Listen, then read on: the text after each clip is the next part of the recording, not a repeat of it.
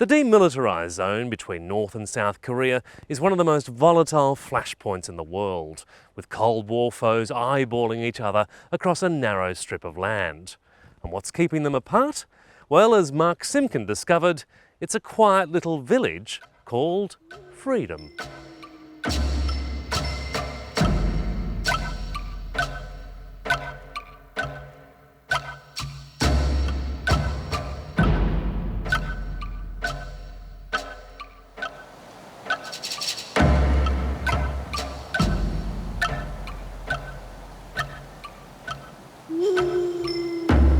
Created by war, nurtured by fear, the demilitarised zone is the place where capitalism and communism face off.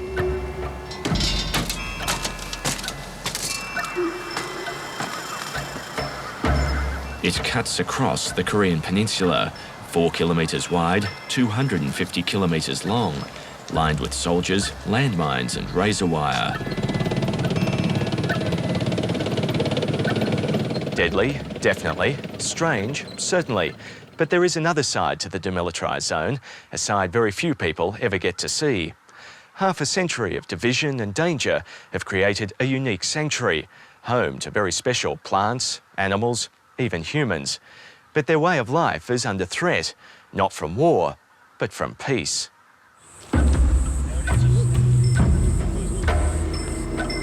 People often call the DMZ a no man's land, but it's not. In the middle of the zone, just a few hundred metres from North Korea, stands perhaps the most extraordinary village in the world, Taesong-dong.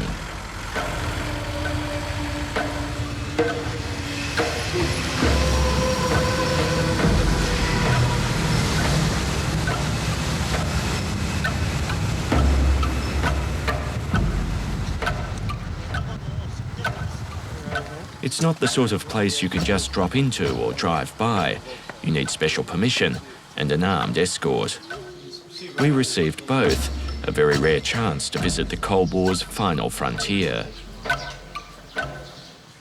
Several North Korean guard posts right on the military demarcation line. So we're pretty much on the edge of Taesong-dong. Yes, right here. How dangerous potentially is this location? This is one of the locations we don't bring a lot of people to, just because it is right on the edge of the demarcation line. Ryan Roberts is a captain in the American military. He's been serving here for several months. So technically, North Korean soldiers could be anywhere here? Oh, right over there, yes. There is a small body of water that runs right there that kind of acts as a small amount of protection for us. Taesong-dong is tiny. In many ways, it's like any other small South Korean village. And yet there's something strange, surreal. 220 people live here, but it's not easy to find someone to talk to. Most of the villagers are farmers. Kim Chang-yun and Yun Sun-dak grow rice, beans and chili peppers. 주로 주가 여긴 농사니까 농사 일을 많이 해요. 그리고 이제 뭐 농사 일을 하다 보니까 쉴 시간이 없지. 항상 거기에 매달려서 그냥 겨울에만 조금 쉬고 계속 농사 일해요. 감사합니다. Hard work is the least of their worries. North and South Korea are technically still at war, and this family is living on the front line. 그러니까 그래요. 항시 긴장 속에서 불안하고 긴장이 돼 있고 조금만 저거 해도 밤에 잠들을 못 자고 그 정도로 불안해요 지금 뭐. 네, 여기 그렇습니다. 여기는 왜냐면 북한이 갇혔기 때문에 항시 긴장감은 항시 마음속으로 긴장감을 가지고 생활을 해야 되니까 마음을 항시 놓고 평안하게 생활을 못 하잖아요.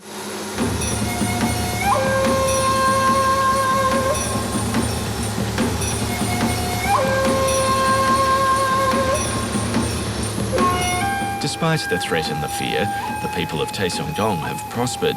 This is the richest farming village in the country, protected and privileged.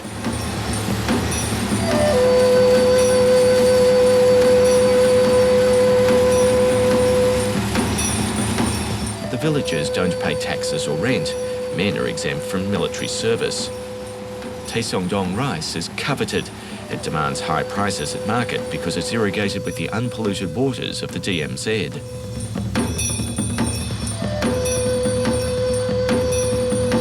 The average income here is more than $100,000, 5 times what farmers earn elsewhere in South Korea. The homes are actually more modern than most of the Korean villages around here. They're all subsidized by the government, and the government wants to keep up a nice image there at Taesong-dong.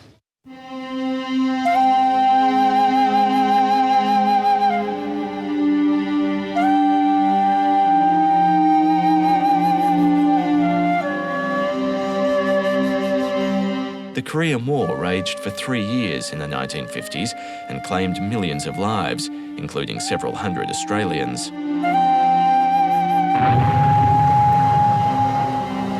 When the fighting finished, the DMZ was established, and both sides were allowed to keep one village inside it.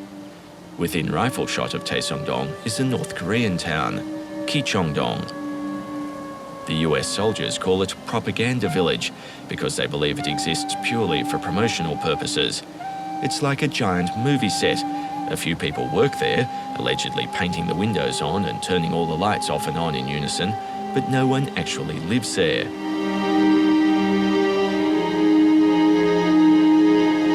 Towering above the village is a flag the size of a basketball court, and its history pretty much sums up how this part of the world operates. Both towns had normal flagpoles for decades, but Taesong-dong built a bigger one during the Seoul Olympics, forcing Taesong-dong to go one better. North Koreans must have got, their pride hurt or whatever, so they built a larger tower for their flagpole.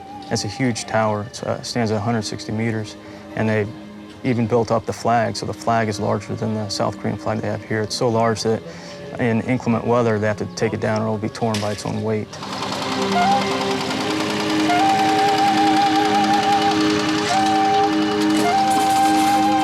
The North Korean hamlet might be called Propaganda Village, but Taesong-dong has propaganda value too.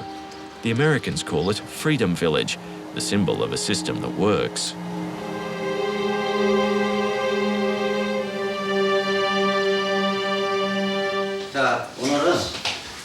The local primary school is the best resourced in the country, the ideal institution, one of the officials tells me. The classes are tiny, the teaching intensive. Altogether, there are 14 teachers looking after just 15 children, spread across 7 years.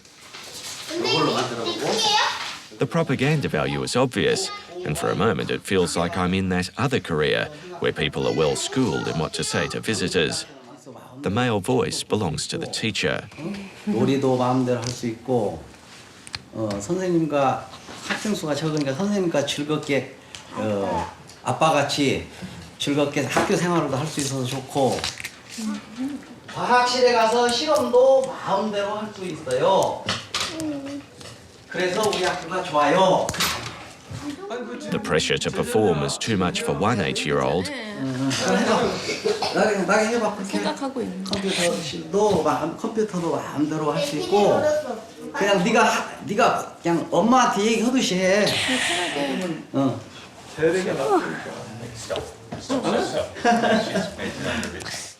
Her classmate has learnt the lesson well. 왜냐 우리 학교가 참 좋아요. 먼저 그것부터 얘기해. 왜냐하면요 그렇게.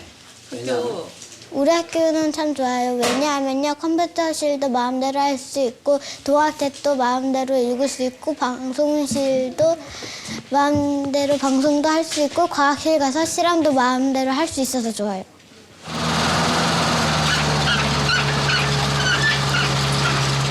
To keep their privileges, the locals have to clear some obstacles.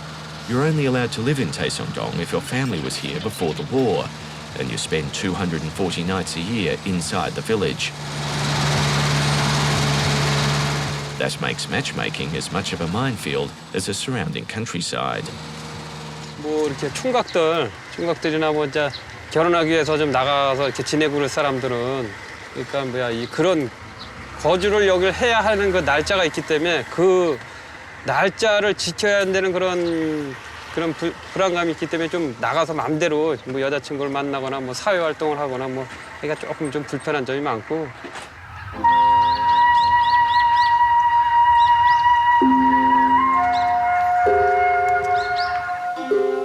The zone that protects Taesong-dong is a final resting place for many men and their war machines, but it's also home to abundant life. Fenced off and very well guarded, it's become the ultimate refuge for species that have died out everywhere else. There isn't a native animal bigger than a rabbit left anywhere in South Korea, except the demilitarised zone.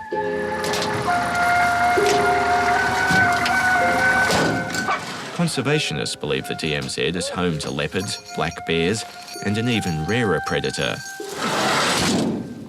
Deep in the mountains that border the buffer zone, east of Taesong-dong, Im Sun-nam hunts a hunter. He's spent the last 10 years searching for an animal that's officially extinct, the Korean tiger. 예, 그러니까 이제 우리나라의 과거 독립군들이라는 사람들이 있었어요. 그 힘이 어떻게 강한지 죽여도 또 그걸 하고 죽여도 또 하니까 그 강인한 힘이 나오는 게 어디서 나오느냐 이제 조사를 한 거예요. 근데 보니까 그 용맹성, 호랑이의 그 용맹성과 그 강인한 거를 그 정신을 이어받으니까 그 일정 시대 때 그 100여 마리를 죽이면서 없다라고 이제 머리에다 넣어준 거죠. 그 힘을 빼려고.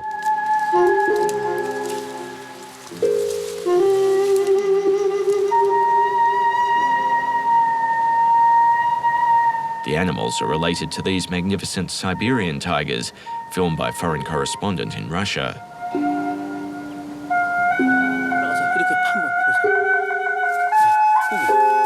Even though the Korean versions are thought to have died out decades ago, some people are convinced they still have a habitat inside the DMZ.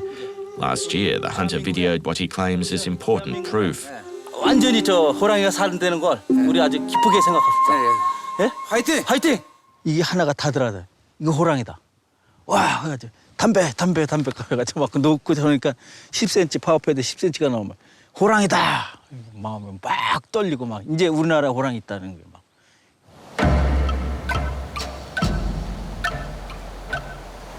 In Taesong-dong, tigers are not a problem.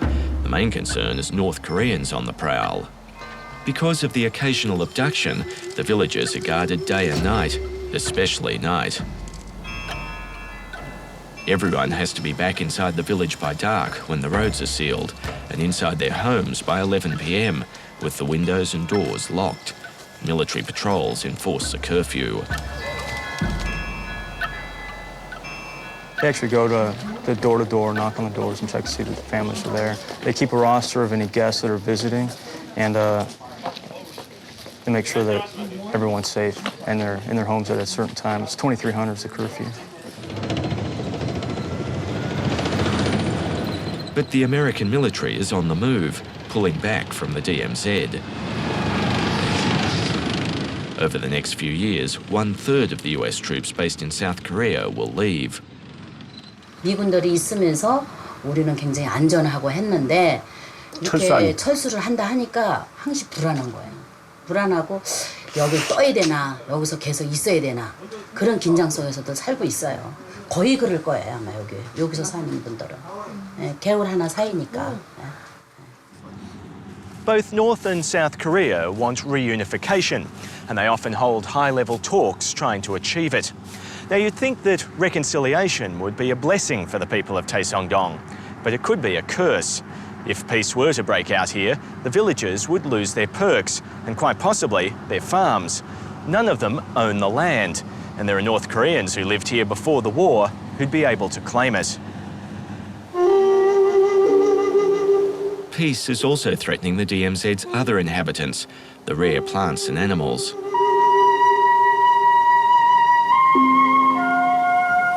South Korea wants to begin eco-tourism in the zone.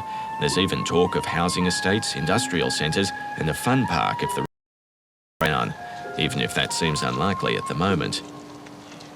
The DMZ is this body of water which boats are not allowed to go on, and you see how heavily fortified it is on either side. Led by K.C. Kim, a prominent entomologist, these activists and academics are fighting the DMZ's latest battle. And there are large marshes all along the side here where the white-naped cranes come on their way to Japan. They want to turn the zone into a World Heritage Site, a protected conservation corridor. Development companies want to get in there and utilize the DMZ name for making money. Now, if we are going to allow that, DMZ is going to disappear even within a year, because 4 kilometers is not very big.